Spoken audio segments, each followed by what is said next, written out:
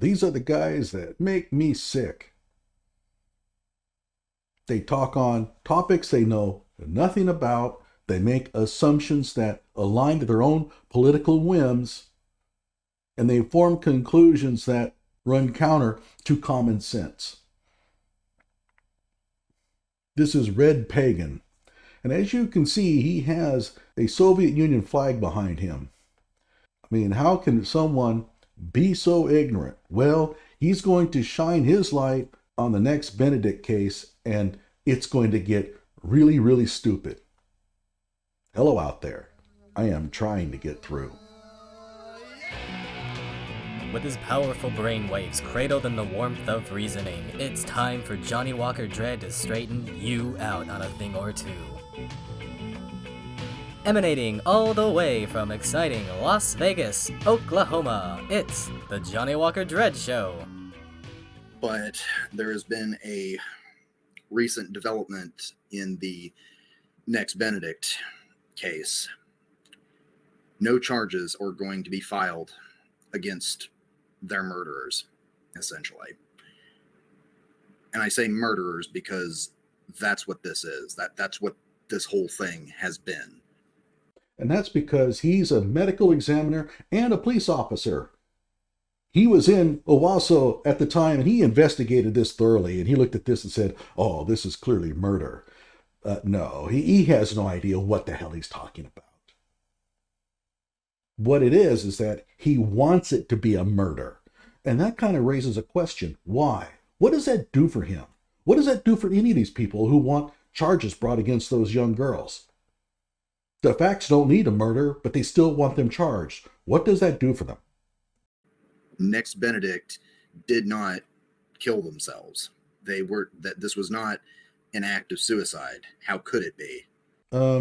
They did not kill themselves. Plural, themselves? Shouldn't it be themself? Oh, I don't know. And he's claiming it was not suicide. He'll repeat that claim over and over again, but he has no facts to back his claim. They did not kill themselves. They were not even feeling suicidal. And I know that, some people can hide it well, but that wasn't the case. Okay, wait a minute here. I'm going to use she. I'm sorry. She was not feeling suicidal. She was just hiding it well. Then how do you know that she was feeling suicidal? Did you interview her? Did anybody interview her at that time? No. So she didn't say that she was suicidal. She gave no indication of it, and she hid it very well, yet he somehow manages to know that she was suicidal. Okay. Next Benedict was mercilessly beaten by a couple of teenage girls. A couple? No, 3. Get your facts straight, dude. For what? Their gender identity. Unproven. Actually, they had water dumped on them. That's what started this whole thing. And I've said it many times. You dump water on somebody, you're getting a fight. You throw water on 3 people, you're fighting 3 people. Because throwing water on somebody is an open challenge to a fight. That's called provocation. And she started the fight. Now, having said that, I'm not sure if this girl's response was justified. I wasn't there. I don't know. As I've asked many times, are we expecting the girls to draw straws to figure out which one gets to attack next after they got all dumped on with water? Plain and simple. That's what this has all been about. Okay, plain and simple. In other words, truth by bluster. Just say it really loud, just say it over and over again, and that somehow makes it true. What I also call truth by blatant assertion. Especially if you use all caps or exclamation points at the end, or if you say period, right? That makes it true. Next lived in a town not too far away from Tulsa, Oklahoma. And as we all know, Oklahoma, and if you've ever been to Tulsa specifically, is known to have a lot of transphobic people. I mean, Oklahoma basically has made it illegal to change your birth certificate, change your legal name. No, you can change your legal name. That hasn't changed. You can't just change your birth certificate. And there's a reason for that. That's a legal document. But okay, if you want to get sore about it, fine. We just disagree on that, okay?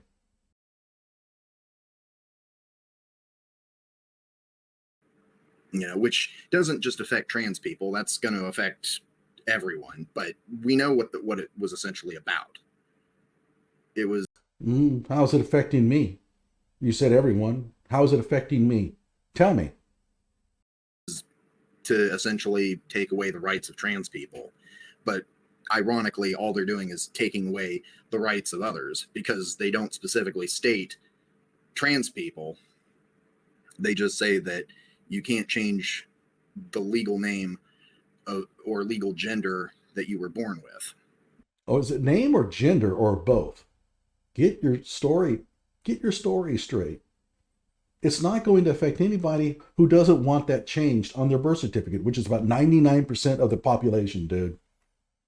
I have a birth certificate. I don't recall any time going in there and saying, well, I don't want to go by Johnny anymore. Can I go by something else? And they say, well, you can have your name changed at the courthouse. Yeah, but I want my birth certificate to be changed. No. So ultimately, that's what this comes down to. I'm just going to go ahead and read the article. This is from by Rebecca Cohen of NBC News. No charges will be filed in connection with the fight that happened the day before next Benedict, a non-binary high school student who NBC News also states died by suicide. Next Benedict did not die by suicide.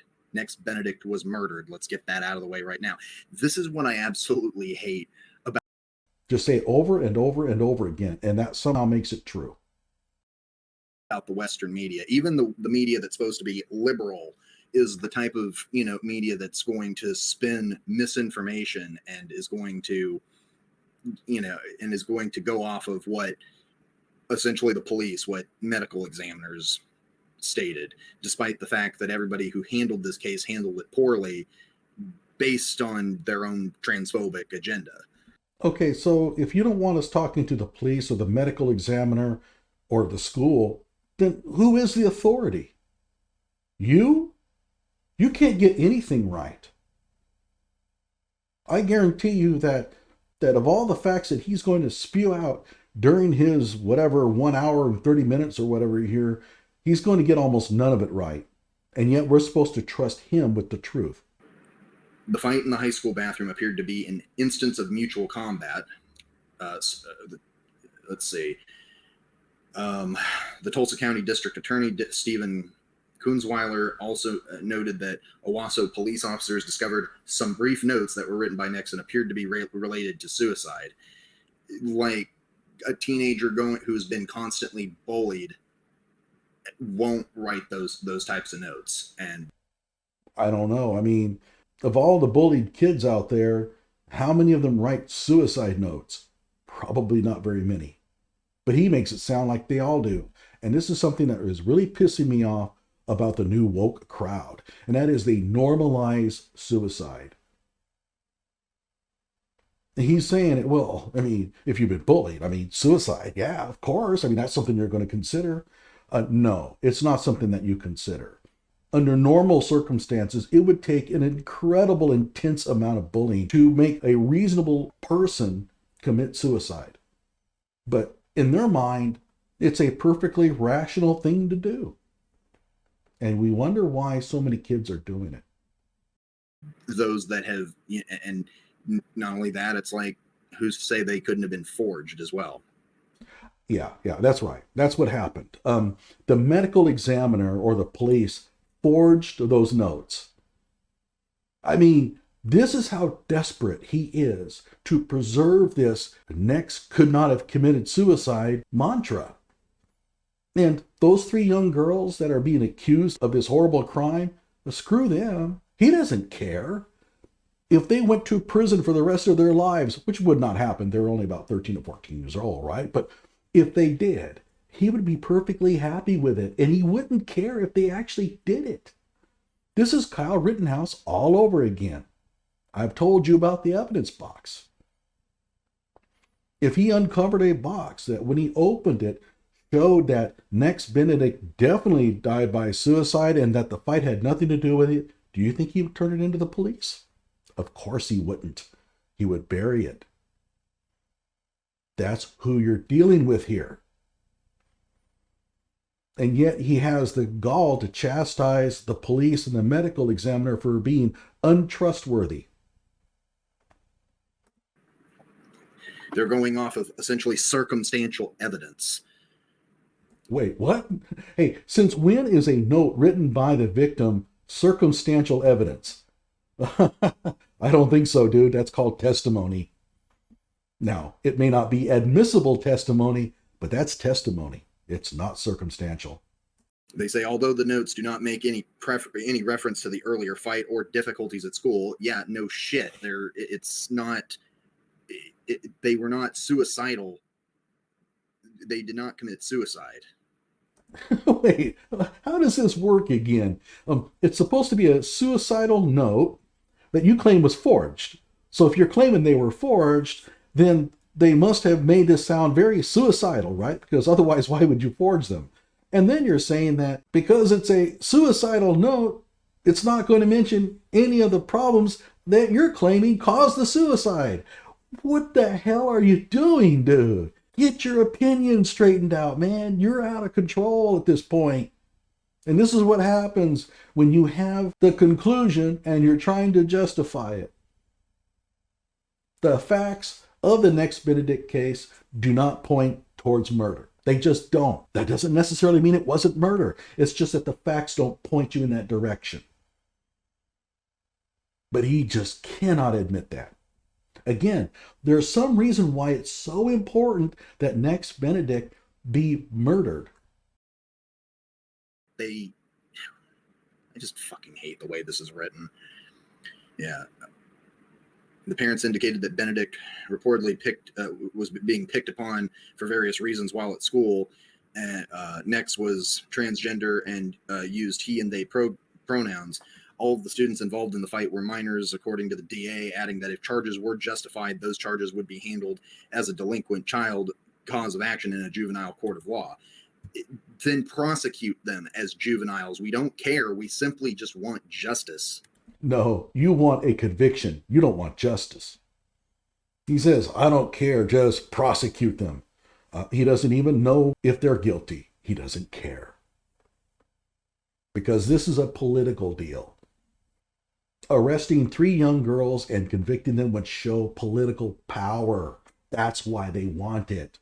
It shows them flexing their muscle. That's what this is all about. All the students involved were minors, and if charges were justified, those charges would be handled as a delinquent child cause of action in a juvenile court. Yeah, if the charges were, I think beating somebody to death and giving them hemorrhages and contusions to the head and brain, that ends up killing them. Yeah, I think that's pretty fucking justified. He doesn't know what a hemorrhage or a contusion is. He thinks that that's some real scary, like medical disease or something, a serious injury. A contusion is a bruise. And by the way, the subgaleal hemorrhaging that was mentioned in the medical examiner's report was caused by one of the girls pulling on Nex's hair. It's one of the common reasons for that injury. Unless you really thought that somebody put a vacuum on top of Nex's head and sucked on it. Subgaleal hemorrhaging requires some sort of pulling action on the skin. And pulling hair on an adult, that's pretty much how you get it. Now with infants, they get it when you use vacuums to pull the baby out of the womb. However, I don't think that happened with Next Benedict. But according to Kunzweiler, I do not have reasonable belief that the state of Oklahoma could sustain its burden of proof beyond a reasonable doubt. Yeah, this whole thing is just completely based in utter transphobia. Because of course we're not going to prosecute a bunch of, high school students that have been bullying a trans student for God knows how long and end up killing them. Because to the people of Oklahoma, who cares? It's just, it's just another tranny that ends up that they don't have to deal with, right? That's totally false. I'm sorry. No. Oklahomans don't think that, well, she was just another trans person. Who cares about her? She was a young child who died at her own hand, and it's tragic. And Oklahomans feel bad about that. Okay? Not everything is political here. But with you, it is. Again, you don't mind 3 young girls going to prison unjustifiably as long as it meshes with your own political worldview. So don't give me that crap about how we feel about children here. You don't give a damn about those 3 young kids. Just unbelievable.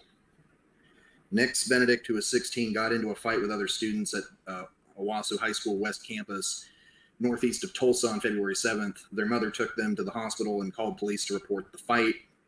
According to body camera video from a police interview at the hospital, Next said 3 students jumped them after they threw water on them because they were bullying them and their friend for the way that they were dressed. No, not for the way they were dressed. I think that was just simply misunderstanding what was said on body cam. Next, Benedict said that the girls made a remark about the way that her and her friends were laughing. Now, is it a big deal? Probably not. But the way she was dressed kind of hints at a transphobia kind of thing, but not laughing. So, I don't know. But I still don't think it's really a big deal. Now, I've heard that was water thrown on, that there was water that was spritzed on the girls, thrown on the girls. I've heard stuff about water not even being thrown at all. So that was thrown on. Oh, why don't you tell us who threw it? Okay? Don't give us that passive construction crap. Next, Benedict threw water on the girls. All right? Be a man and admit it. Don't give us this was thrown on as if the water just magically appeared out of nowhere. I've heard that's all irrelevant. What do you mean it's irrelevant? Of course it's relevant. It's called provocation, dude. Next, provoke the fight. That doesn't mean that the response was appropriate, but you can't just ignore that. The girls got water dumped on them. That's going to piss them off to the point of probably physically assaulting her. That's the way things go. That's why you don't throw water on people, man. Well, unless you want to get in a fight with them, then it's a perfectly good thing to do. Regardless of whether, because people want to use that of, oh, well, she provoked, or, oh, they provoked the fight. Sorry, I didn't mean to misgender Next. No, you did. I'm sorry. You did. You're a bad person. But yeah, it's like, oh, they threw the water. Oh, they provoked the fight. It doesn't matter if they provoked it or not. No child, no teenager, whether cis or trans, should die because of this. Like, she didn't. Read the medical examiner's report. Next sustained light injuries from it.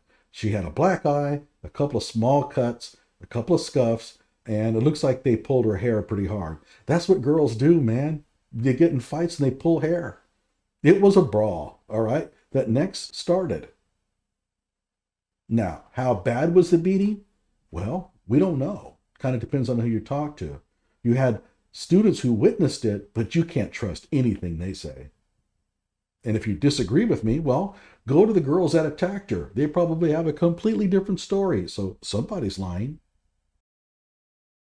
It's like, okay, and not only that, like, these people are giggling and laughing at you, and it's just like you're going to throw water on them to just be kind of like, he, whatever. Oh, yeah, that's exactly what happens, right? I feel that somebody's laughing at me. I'm going to throw water on them. Okay, but if I do, I got myself a fight. There's another solution. Don't pay any attention to it. According to Next, she said that the girls said, why do they laugh like that? That is not a comment that warrants somebody assaulting somebody else by throwing water on them. And yes, it is an assault. The police officer, during the actual interview on body cam, told Next that it was an assault. And they took it one step further. These girls, I mean. Yeah, it's called escalation, dude. But Next escalated it as well. Nex had reportedly told their mom that they faced bullying at school because of their gender identity. Police were investigating whether the death on February 8th, which was later determined to be suicide, which is bullshit, was at all connected to the fight before. Preliminary information from the autopsy report showed that Nex's death was not trauma-related. Bullshit. That's right, because we have medical forensic expert here who's going to tell us that the medical examiner got it wrong. Based on what?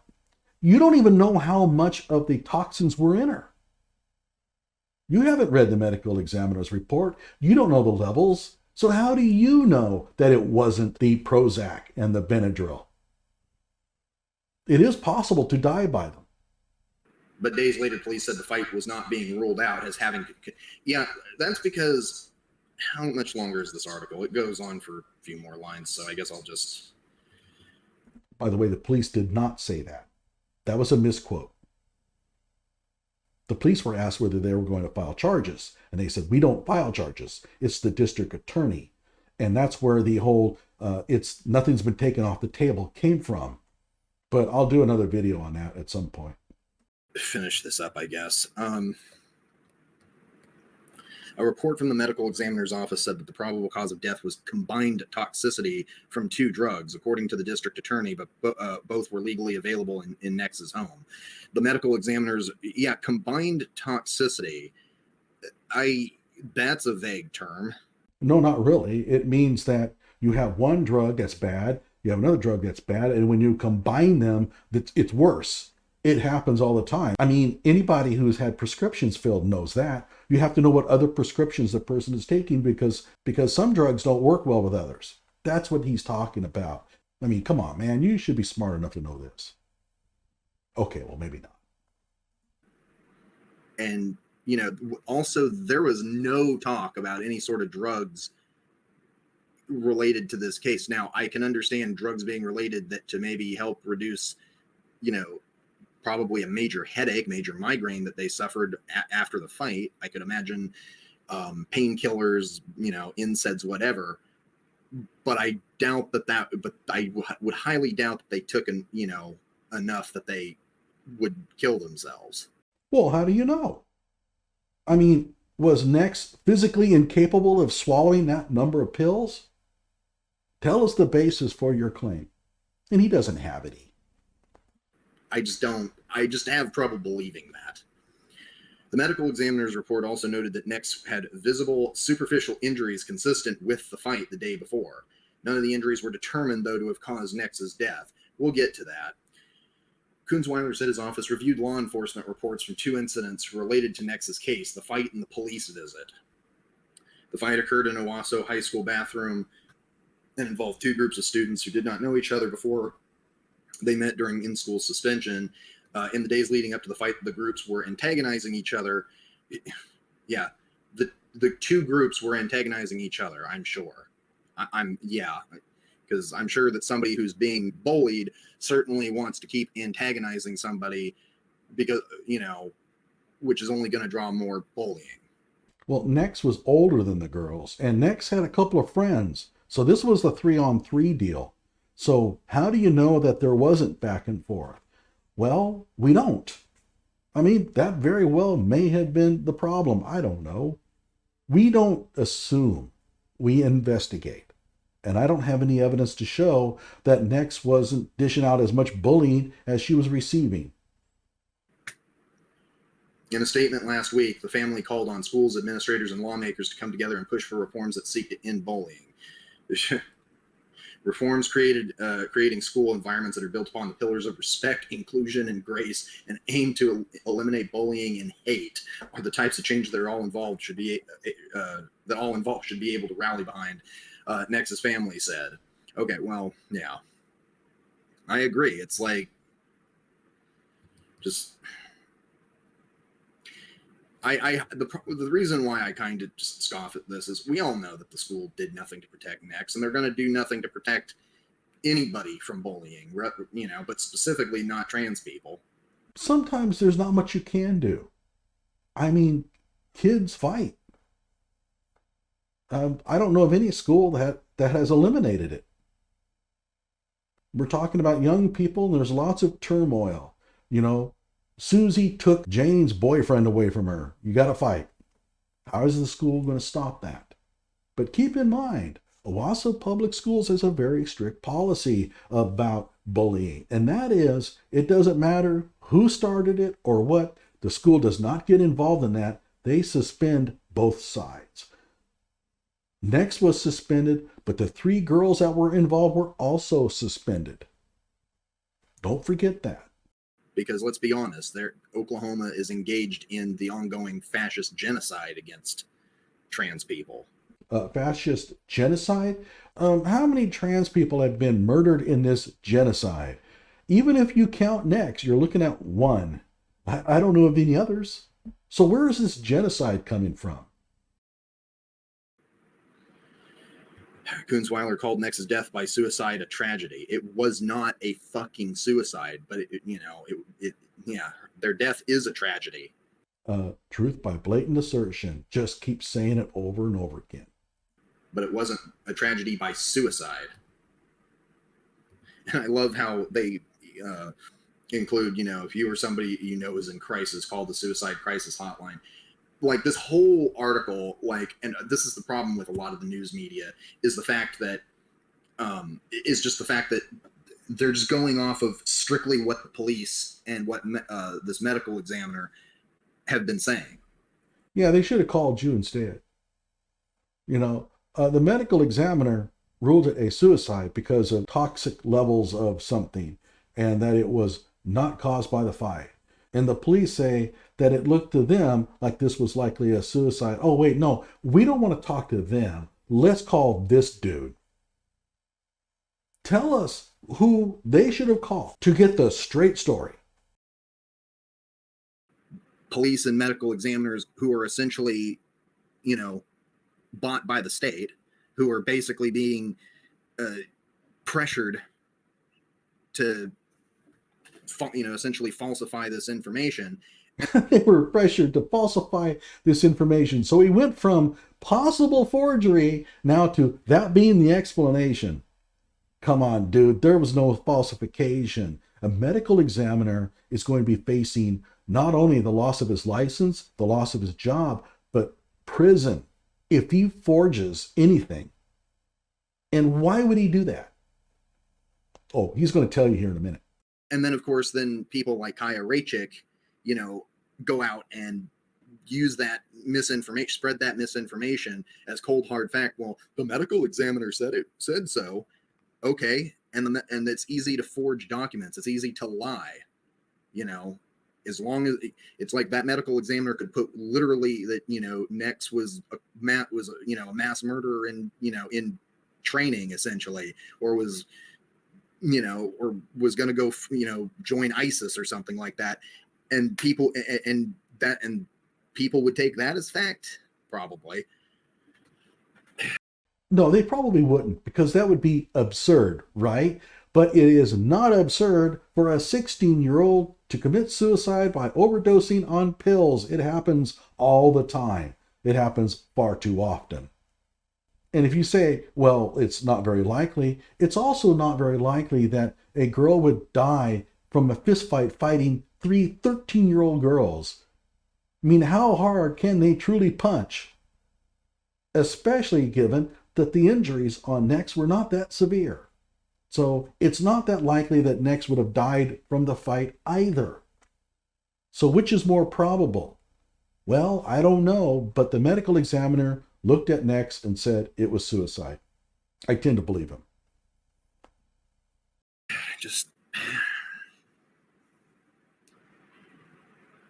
Nex Benedict did not die by suicides. Let's. Here we go again. He's just going to keep saying it. Let me just bring up the statement that was put out by their attorney. And by the way, I'm going to... Oh, we cannot trust the medical examiner. We can't trust the police. We have to trust an attorney, a lawyer. Yeah, for the family. Because the family lawyers like Benjamin Crump never lie. They're always right on the money. Oh, God. The guy is an idiot. What can you say?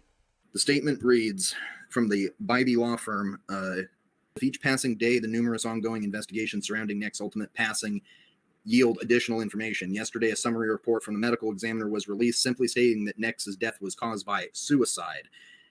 As the media and public await the release of that full report, which I don't believe has been released just yet, the Benedicts want to ensure other pertinent portions of the report are not overshadowed by the classification of Nick's death. And they use the classification because, again, even they know that Nick did not commit suicide. They know. They know that this was caused by a brutal beating. So they have their own medical examiner who examined the body?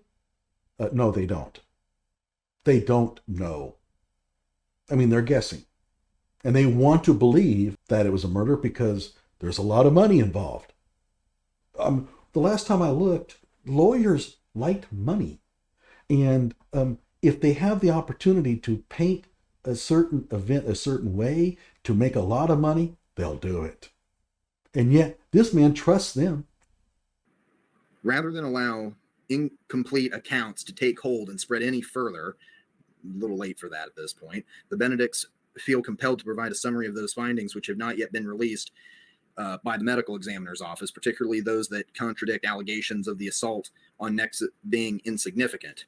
As outlined in the full report, the medical examiner found numerous areas of physical trauma over Nick's body that evidence the severity of the assault. Specifically, the report notes, and I'm going to zoom in so I can actually read this because I'm getting older and I'm going blind. By the way, notice how much joy he takes in broadcasting how much Nick suffered during this fight. If there was evidence that Nick was put in a wood chipper, he'd be all over that. All right, she was put in a wood chipper. Gotta go tell everybody. Why is it that you want Nick to have suffered during the fight so badly? Because you want it to be a murder. No, and first of all, let me just say this: they have the gall. The medical examiner has the gall to write the section 2 as no lethal trauma. Yet, and I quote, "Wait, the gall? That's what it is. That's an appropriate heading. You'll see why." Head and neck, 2 contusions, the right orbital region, the right scleral hemorrhage, which affects the eye. That's called a black eye. Ooh, man, that's deadly. 2 lacerations, a 1/4 inch each. A couple of small cuts. 1/4 inch? What? Like that? Right cheek and right external ear. 2 abrasions, right external ear and left cheek. A couple of scuffs. Scalp and subgaleal hemorrhages. Torso abrasions, right and upper chest, abrasion contusion, central chest. The abraded contusion of the central chest and the anterior atrial ecchymosis and / contusion are consistent with having occurred during cardiopulmonary resuscitation efforts. Extremities scattered asynchronous abrasions and contusions. I'm not a medical examiner, obviously. Multiple healing linear injuries and scars, posterior left hand. Now, again, let's go back to that. They have the gall to say no lethal trauma, but then state 2 contusions on the right orbital region of the brain. No, that's not what it said. But whatever the case, you're talking about a black eye. And you can see slightly a black eye on Nick's when she's laying in the hospital bed.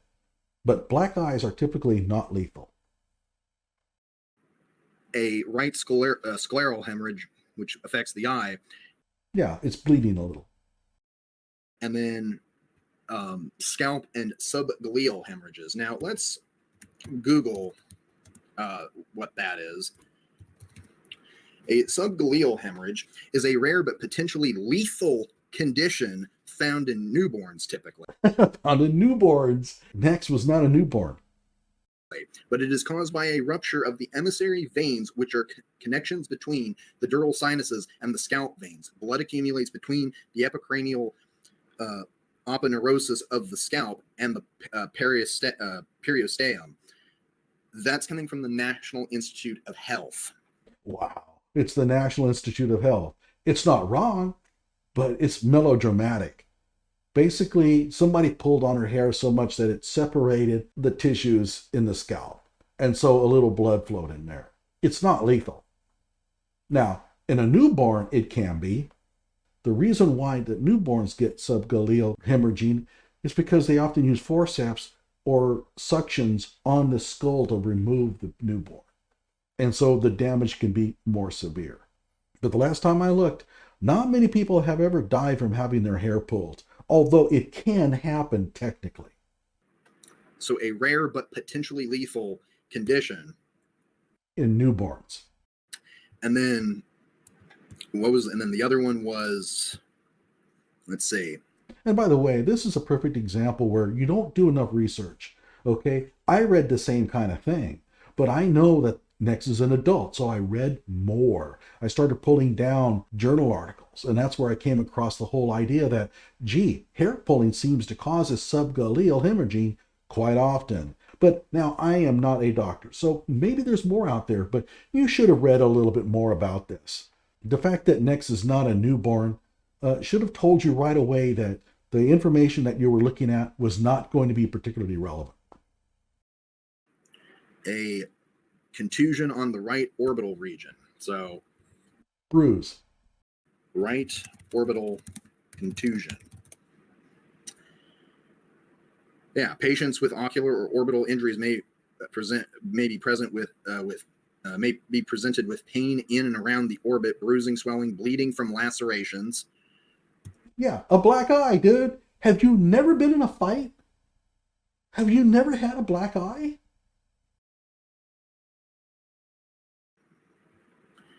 Like, these are injuries that that are conducive to people that have been unalived by other people who've been on, who. No, I'm sorry. You're pulling this out of your ass. Yes, a lot of people who have been killed have had black eyes, but I don't know of any case where a person who got a black eye died because of it. Or scuffs or small little cuts. Unless you poke a vein. Who have been killed, murdered, who have suffered blunt force trauma, head and brain injury. Okay, I'm telling you, dude, if you're going to go to a probable cause hearing to try to file murder charges, you'd better have a hell of a lot more than that. The person had some scuffs and had a couple small cuts and a black eye. We want to file murder charges. Like the judge is going to say, no, you're not. You better have a whole lot more than that. Okay? And so what you would have needed was some evidence of internal hemorrhaging inside the brain, but none appeared. And without that, you got nothing. And I mean zero. You had no chance of even getting past a probable cause hearing with the information that you have. So there's no point in charging. And the district attorney said, look, even if we made it to court, the chances of getting all 12 jurors to say guilty based on some scuffs and cuts, it's zero. There's no point in charging the girls at all. There's a lot of ways to receive those, including beatings. But in the case of how lethal it can be, they can be very lethal. They can be very life-threatening. Really? You're going to show me how a black eye killed somebody? Well, okay, maybe it has happened.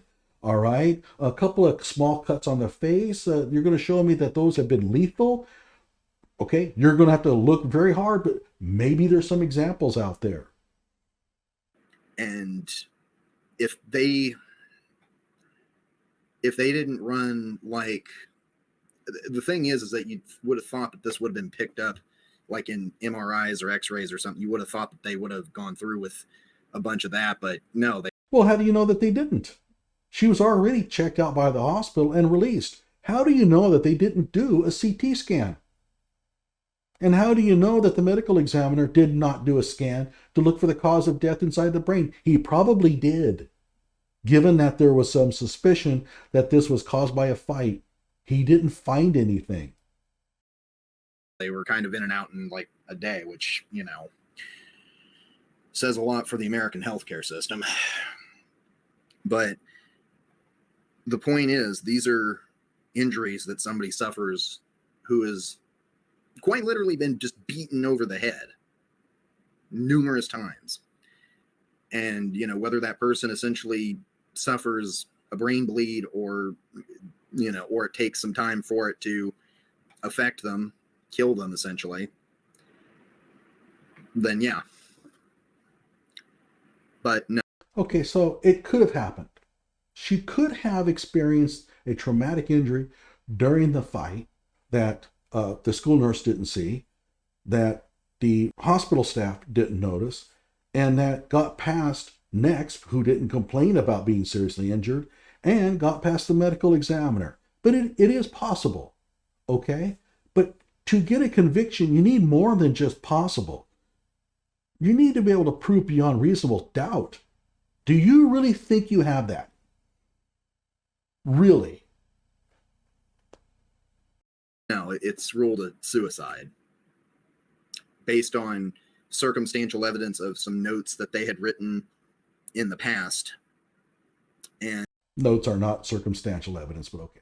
And, supposedly drugs in their system, which they consider,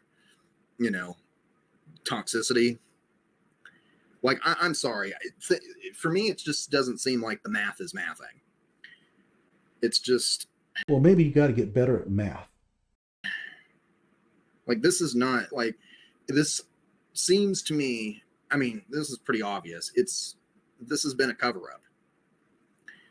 The school didn't want to handle this because, it's like, okay, bullying happens. It's like, and knowing Oklahoma, they're probably the type of people that, are, pull yourself up by your bootstraps, it's like everybody gets hazed and bullied in school, suck it up sort of mentality.